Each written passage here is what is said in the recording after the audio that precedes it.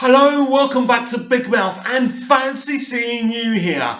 So this is my preview for the Doctor Who episode airing this Sunday, season 11, episode 7, isn't it? Kerblam! But before I get into the preview, and there's not much to say about it anyway, because as usual we don't know too much, but I'll talk about it anyway. I have a little rant. Last night on Children in Need, we saw a Doctor Who special thing where there's a very ill child where we see on this video how she talks about Doctor Who giving her strength. Not Doctor Who, not just Doctor Who, but the 13th Doctor. Now, let me be clear here. When was this recorded? When was that recorded? Because, right, we've only had 6 episodes. Were we 3 episodes in before this child gained strength through the Doctor and helped her endure her illness? Come on, everyone. This is disgusting. This is despicable. They're using a sick child to try and plug this very unpopular Doctor. Do you know how frustrating it is every time I saw her turn on the Christmas lights? You're not the Doctor. She was dressed up, right, like she was going clubbing, right? This isn't the Doctor. No matter what they do, what they say, how many Sonics they shove up her backside, how many times she kind of tries to quote previous Doctors and things like that. Jodie Whittaker is not the Doctor. She's a fine actor, but she's not the Doctor.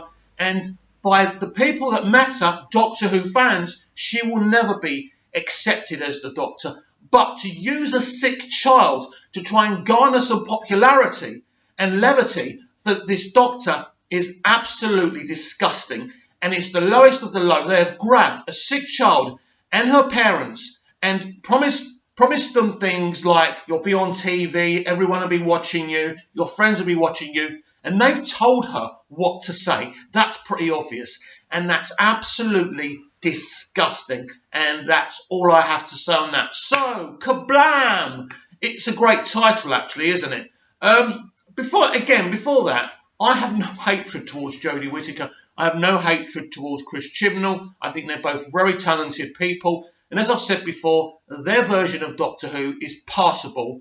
But it's May, it's boring, it's a shoulder shrug, and that is my point of view so far in the series. But maybe Kerblam will surprise us. That doesn't take away, by the way, what they did with that ill child and Children in Need. I thought that was absolutely disgraceful. Anyway, Kerblam. Well, Kerblam's an episode, well, we've seen an extended clip now, haven't we? So we do know a little bit more about it. So the Doctor's on the TARDIS. She's having trouble controlling her new panels, even though we're 7 episodes in. They're still new to her. This Doctor truly is useless. Anyway, she gets a parcel, right? And, yeah, this is spoilers. Spoilers. Go away if you don't want, but this was the extended clip we saw on Children in Need. But she can't. So basically, right, these kind of delivery bots, right, that basically are the rip-off of the Johnny Cabs from Total Recall. They even look like the Johnny Cabs. I'm surprised the studio isn't suing the BBC for this. Such a rip-off. I love the Johnny Cabs, by the way. So it's great to see them being copied again. But yeah, call them Johnny Cabs because that's pretty much what they are, even though their role on Doctor Who as is delivery bots. Anyway, the delivery bot delivers a parcel for the Doctor. Well, she goes, I can't remember ordering anything, and if I did, it was a long time ago. She opens it up, and it's a Fez. Ugh. She's only been trying to impersonate Tennant and Smith, right, all season. And you know something else, right? You know, like when Tennant and Smith's Doctors used to go, ooh, I helped this one. Oh, I remember when I taught Einstein to play the... You know those kind of things they used to do, RTD and Moffat used to do. They used to do it now and again, but every week this Doctor is saying how she did something amazing with a historical figure. Could you stop? You've done it once, you've done it twice. You're over-egging the pudding.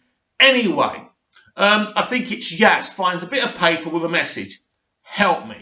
So, it's kind of interesting. Could whoever sent the Fez be connected to the 11th Doctor? Could we be getting some shocking special appearance? Probably not, but it's the only thing that's getting me me through to actually sit through and watch another episode of Chibnall's Doctor Who. Now, what struck me last week, though, even though someone new wrote the episode, and as I say, it started off so well until it became bland and mundane. So I reckon the second part of that episode was ghostwritten by Chibnall. He was talking about having a writer's room and getting other people's ideas and thoughts involved in episodes. So it wasn't just coming from one vision and one mind. Now, I love the idea.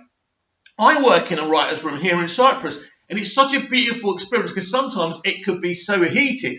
Sometimes, sometimes you got someone saying, "Oh, this week this character should have wings," and then we will go, "No." But anything goes in a writer's room, and I like the process of it. But you can tell that he's literally sitting in this writer's room on his own because how else to explain it? He wrote the first 4 or 5 episodes, then he just happened to let a few people write episodes.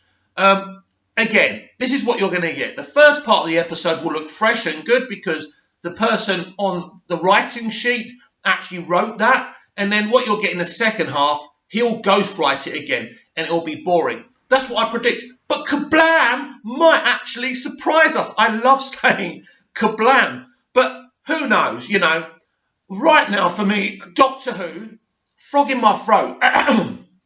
Or is it Chris Chibnall again? Chris, get out of there. There's no hiding place for you. I'm not happy with you. A lot of the fans are not happy with you. And the BBC most certainly maybe even looking to replace you. So get the hell out of my throat. Anyway, so actually, the setup of this episode sounds pretty kind of David Tennant era, Matt Smith era. It sounds kind of light and exciting and bright. And something that you can sit there with your kids or your nieces and nephews like I do and watch it. And, I remember the other week sitting there for the first time with my niece and she looked at Bradley Walsh and she goes, "I like the Doctor." Actually, she pointed at him. So amazing, really. And that's how I feel. Bradley Walsh is more the Doctor than Jodie Whittaker. It's not her fault. It's the way he's writing for her. She's too placid. She's too, And I thought we wanted to represent strong women. I thought we wanted to do something great with Doctor Who by casting a female. I didn't realise because we're casting a female, she must be like this all the time. She must always say the right thing, never get too aggressive, never get too angry. And if she does, she has to take a step back and apologise. This Doctor is always apologising. Anyway, this is a review. This shouldn't be a rant. This should be a preview. This has been your preview for Kerblam. Meet me here sometime on Monday where I will review this pile of, let's hope it's not a pile of bullshit. I'm being too negative. So let's hope on Monday we're talking about the best Doctor Who episode ever.